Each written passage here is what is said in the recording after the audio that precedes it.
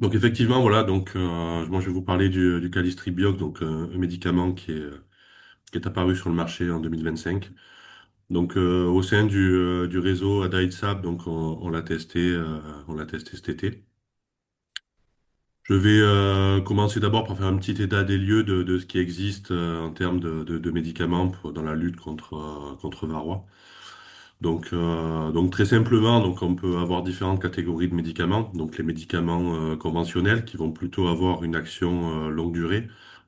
Je pense à la pivar-apitrase, à base d'amitrase, à la pistan au tosfluvalinate ou au bévarol polyvariélo, à la flumètrine. Le problème majeur de ces médicaments, c'est qu'on a ces dernières années une baisse d'efficacité, potentiellement liée à la résistance à varroa. Euh, Autre catégorie de médicaments, donc on a les médicaments qui sont autorisés en agriculture biologique. Donc on a tout d'abord les médicaments à moyenne longue durée, donc de 4 à 6 semaines, à base de thymol, donc Apilayvar, Timovar, Apiguard, et à l'acide oxalique, donc Formic Pro. Le problème de ces médicaments, c'est il faut les renouveler au cours du traitement, donc ça demande des interventions supplémentaires sur les colonies. On a des problèmes d'efficacité aussi, notamment avec les médicaments à base de thymol dans certains cas. Et on peut avoir des effets néfastes sur les colonies et sur les rennes s'ils sont appliqués à forte température. Toujours en AB, on a les traitements à base d'acide oxalique, euh, donc par dégouttement ou sublimation, qui ont une action flash. Donc on pense au Varomède, Oxybi, Apibioxal et Varoxal, et qui sont très efficaces en l'absence de couvert, et qui impliquent du coup souvent la mise en œuvre de biotechniques, donc encagement de rennes ou suppression de couvain pour avoir une bonne efficacité. Depuis peu, on a un nouveau médicament qui est apparu sur le marché. Donc il y a eu une AMM en novembre 2024 et qui a été commercialisé au printemps 2025. C'est un traitement longue durée, donc à base d'acide oxalique. Ça se présente sous forme d'insert, ou de ruban. Voilà, on introduit 2 rubans par colonie. Chaque ruban a une dose d'acide oxalique dihydrate de 6,44 grammes. C'est un médicament qui est assez onéreux on a un coût actuellement à 8 euros la colonie. Là, en comparaison, pour un traitement à Pivart, on est plutôt autour des 5 euros. Voilà. Et quand on lit le RCP, donc les recommandations du fabricant, donc le fabricant nous dit que ce médicament a une efficacité optimale quand il est utilisé lorsque le couvain est absent des colonies ou à son plus faible niveau. Première réaction à ça, déjà en l'absence de couvain, on peut pas avoir un grand intérêt. Si les colonies sont hors couvain, autant utiliser des médicaments à l'acide oxalique qui vont avoir un effet flash, avec appliqué par dégouttement ou sublimation. Donc au moins on assainit très vite les colonies.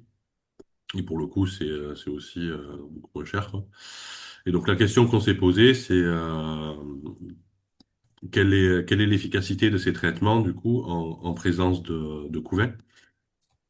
Comme je le disais précédemment, on l'a testé sur des ruchers d'apiculteurs professionnels en fin d'été.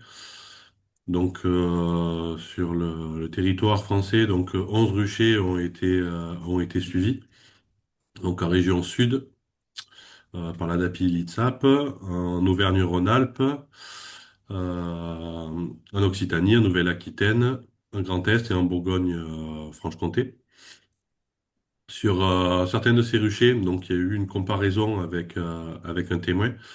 Ce témoin, c'était un traitement flash à l'acide oxalique suite à l'application d'une méthode biotechnique pour mettre les colonies hors couvain, donc encagement de rennes ou retrait ou destruction de couvain. Donc, il Ces ruchers-là, ben, ils rentraient dans le cadre d'un projet CASDAR qui s'appelle Folvar, donc qui est un projet du réseau d'Aïtsap. Sur les ruchers en suivi, donc on a fait plusieurs mesures, donc des mesures de population d'abeilles et couvées. Donc la première mesure a été effectuée avant l'application des traitements et la dernière mesure au bout de 6 semaines, donc ce que j'ai appelé V3, donc à la fin du traitement. Et on a fait des mesures de varroa phorétique pour 100 abeilles, donc c'est notre l'indicateur d'infestation qu'on a utilisé. Donc avant traitement, en fin de traitement au bout de 6 semaines, et dans certains cas, on a fait aussi des mesures intermédiaires, donc au bout de 3 semaines. Donc pourquoi on a choisi cet indicateur? Ben parce on connaît déjà les seuils. Voilà, c'est un indicateur qu'on utilise depuis longtemps dans le réseau AdaITSAP. Donc on a accumulé des milliers de données sur de nombreux ruchers. Et on connaît des seuils, les seuils à ne pas dépasser. Donc voilà, par exemple, ben, on sait qu'en sortie d'hiver, il faut être très inférieur à 0,5 varroa phorétique pour 100 abeilles. Donc essayer de tendre vers zéro. Avant la dernière mielée d'été, il faut être en dessous des 3 varrois phorétiques pour 100 abeilles. Et surtout, voilà, la valeur qui nous intéresse, c'est après un traitement d'été, donc il faut que notre rucher ait une valeur médiane qui soit inférieure à 1 varrois phorétique pour 100 abeilles. Donc ça, c'est la valeur qu'il faut retenir par la suite. Donc maintenant, voilà, je vais vous commencer à vous présenter les résultats de l'étude. Donc en prenant dans un premier temps des cas de ruchers. Donc je vais pas vous présenter tous les ruchers, mais des cas un peu marquants. Donc tout d'abord, voilà, les résultats de deux ruchers en PACA à l'issue de la mielée de lavande. Donc la mielée de lavande qui est une mielée assez particulière parce que c'est une mielée bloquante. Donc on a souvent un arrêt de ponte pendant cette mielée et pendant les semaines qui suivent. Donc on a suivi deux ruchers de 25 colonies. Ces ruchers avaient en moyenne 4000 cellules de couvain fermé. Donc 4000 cellules de couvain fermé pour une ruche d'Adam, ça correspond à une face d'un cadre rempli à 100%. Voilà, pour vous donner une idée. Et donc dans des conditions où on a finalement assez peu de couvain et un arrêt de ponte, ben, on a vu une baisse assez importante du taux de varroa phorétique pour 100 abeilles pendant les 6 semaines de traitement. Donc sur ce rucher-là, ben, on partait avec une valeur moyenne de 4,4 varroa phorétique pour 100 abeilles et on est descendu à 0,6 varroa phorétique pour 100 abeilles. Sur le deuxième rucher, donc où on avait aussi une visite, une mesure intermédiaire, donc au bout des 3 semaines, donc on est passé de 4,8 à 2,6 pour arriver à 0,4 varroa phorétique pour 100 abeilles, donc à des seuils qui sont tout à fait acceptables en fin de traitement.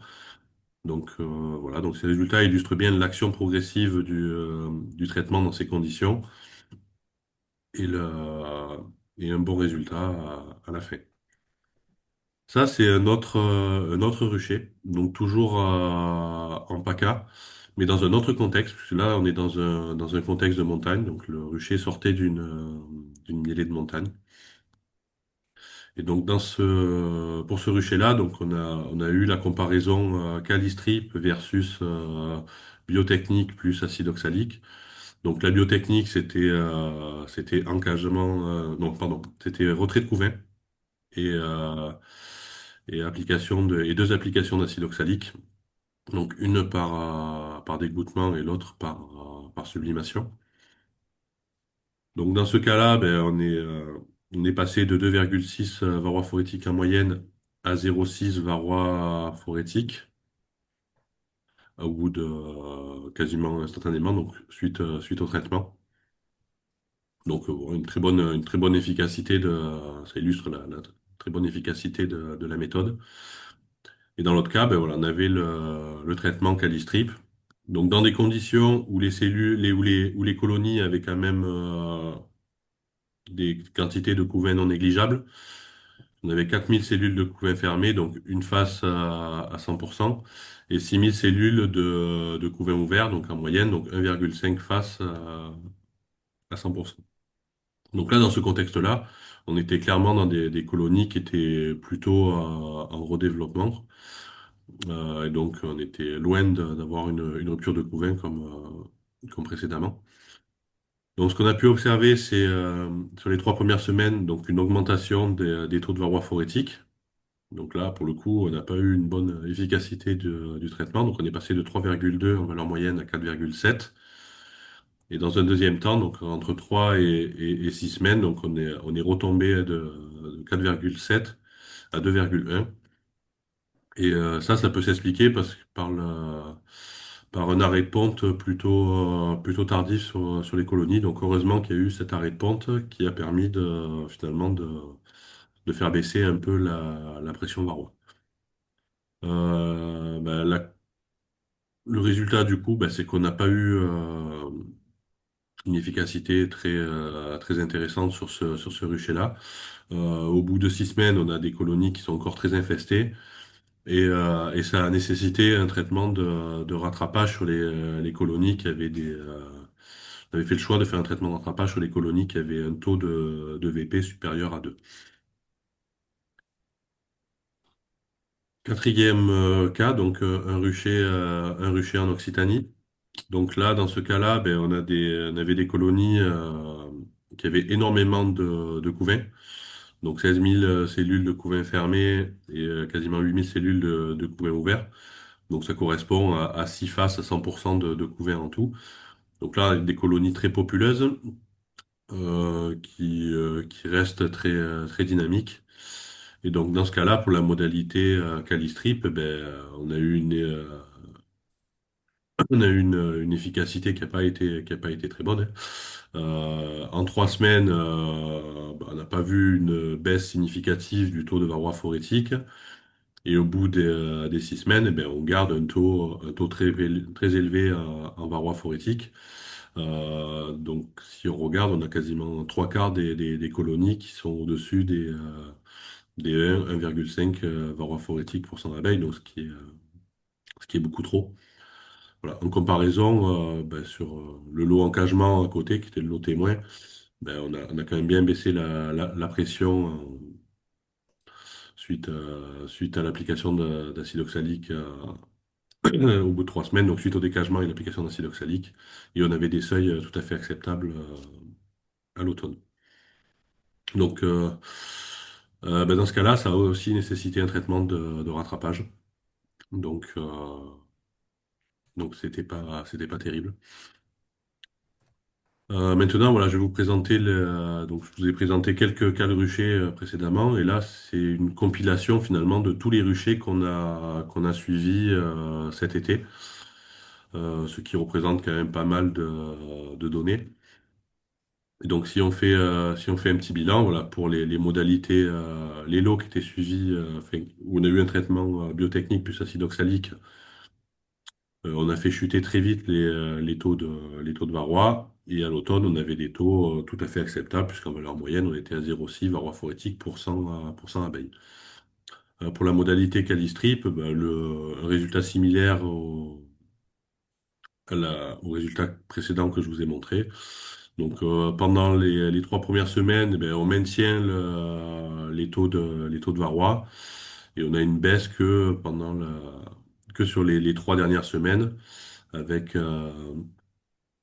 avec des taux qui restent quand même élevés pour une grosse majorité des colonies. Donc toutes ces données, donc on les a passées à la moulinette pour aller explorer un peu les relations entre varroa phorétique et quantité d'abeilles et de couvains. Donc on a appliqué un modèle mixte sur les données en considérant l'effet rucher qui pouvait être important, puisque voilà, vous avez bien vu que les ruchers n'étaient pas tous infestés de la même façon au début et n'avaient pas tous les mêmes quantités de couvains et d'abeilles initialement. Donc la conclusion de cette analyse, c'est que plus il y a de couvains initialement, plus il y a de varroa phorétique au bout des 6 semaines de traitement.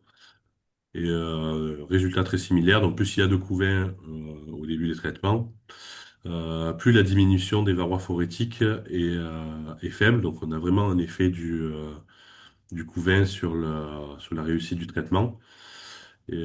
Par contre, quand on regardait les relations entre abeilles et infestation, on n'a pas vu d'effet de la quantité d'abeilles au début du traitement sur la réussite du traitement. Donc voilà, donc petit bilan en conclusion, donc c'est que la variation du taux d'infestation, ce que je vous disais précédemment, est bien liée à la quantité initiale de couvain. La diminution des varrois phorétiques est faible et insuffisante sur des colonies dynamiques avec du couvain en fin d'été. La diminution des varrois phorétiques est satisfaisante sur des colonies peu dynamiques et avec peu de couvain en fin d'été. Donc finalement, ce qu'on peut conclure sur le Calistrip Biox avec nos premiers essais, c'est que ça peut être une solution pour des ruchers après une mêlée bloquante ou qui ont un très faible une très faible infestation en varroa. Voilà. Et moi, ce que je me dis aussi, c'est que ça pourrait être une solution en hiver à une période où les colonies freinent leur activité où on peut être dans des conditions où on n'a pas une rupture totale de couvain, mais avec très peu de couvain. Voilà. Merci pour votre attention. Merci beaucoup. On a deux questions pour l'instant qui ont été posées. On a une première question sur comment, enfin, les modalités de traitement avec le nombre de bandes d'acide oxalique Calistrip par colonie. Voilà, ce qui a été compris, c'est 2 bandes pour une colonie de 10 cadres. Est-ce que ça marche? Est-ce Ben, que c'est ça les c'est recommandations? ce qui est recommandé. Alors, est-ce que ça marche? Ben, c'est ce que je montrais, c'est que ça marche dans certains cas. Donc, quand les colonies ont peu de couvain, ça fonctionne. Par contre, quand les colonies ont beaucoup de couvain et gardent du dynamisme, ben, c'est beaucoup moins bon, quoi, et beaucoup moins efficace. Ouais. Et on a, à l'issue du traitement, des niveaux d'infestation qui restent trop élevés. Ok, merci. Après, on a une question de Benoît sur comment l'acide oxalique du Calypstrip peut impacter les varrois comparé à la sublimation ou le dégoûtement. Si tu as une réponse là-dessus. Le mode d'action, j'imagine que c'est le même et ce mode d'action est pas très bien connu. La différence avec la sublimation ou le dégoûtement, c'est que avec la sublimation ou le dégoûtement, donc on a une action flash, donc avec un effet qui dure sur quelques heures, voire peut-être 24 à 48 heures, quoi. Alors que là, on est sur de la diffusion lente. Donc, a priori, on diffuse de l'acide oxalique. L'acide oxalique se diffuse dans les colonies sur toute la période du traitement, soit les 6 semaines. Ça marche. Ensuite, on a une question de David qui demande si cette méthode peut être imaginée en parallèle d'un engagement avec un décalage de 7 jours entre le début de l'engagement et l'application des Calystrip.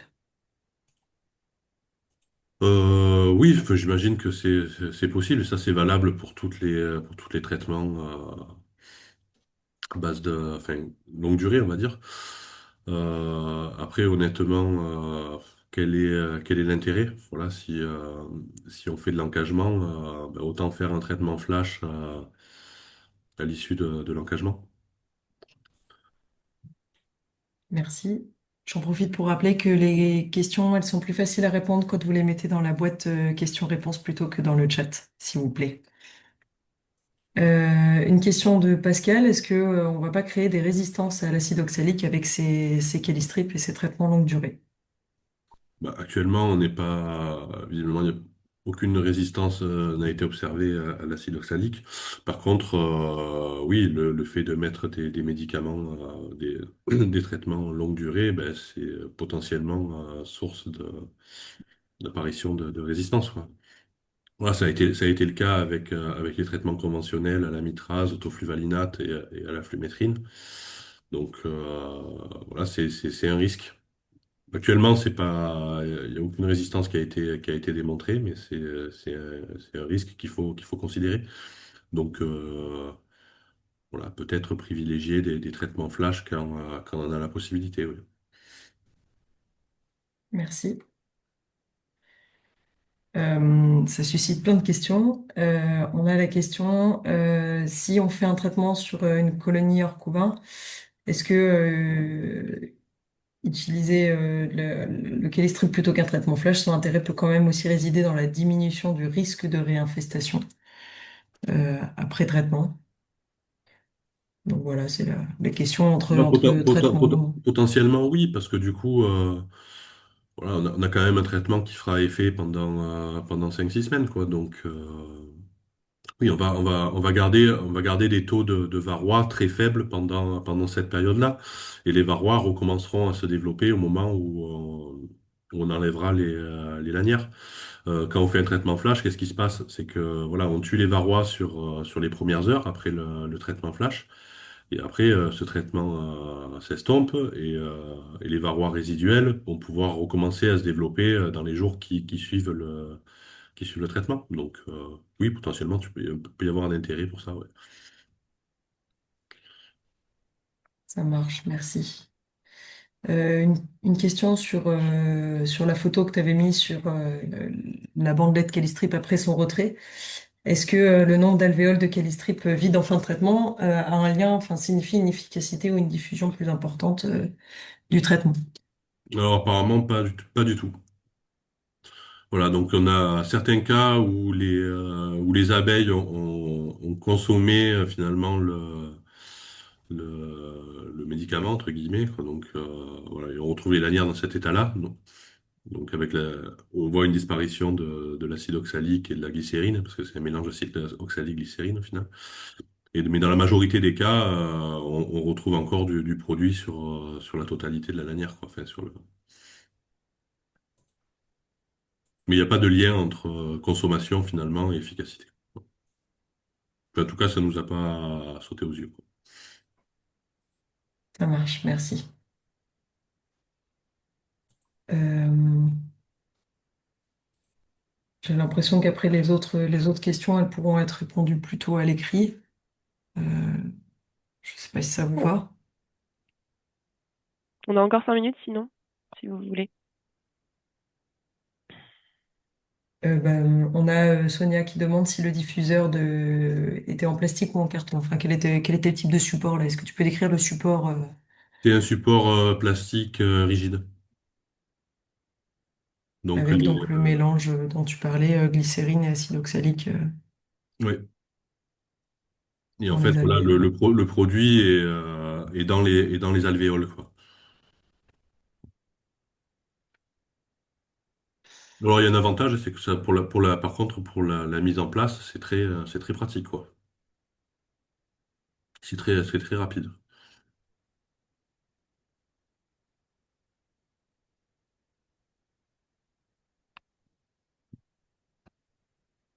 Il y a une question enfin, quelqu'un qui souligne que ça peut peut-être être intéressant, ce type de traitement en altitude l'hiver, ou quand la météo permet pas d'ouvrir les ruches quand on veut, et du coup peut-être moins contraignant que des traitements flash avec encagement, etc.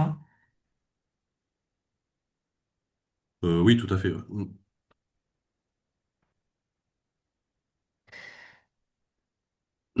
On a Loïc qui veut revenir sur ta présentation, Baptiste.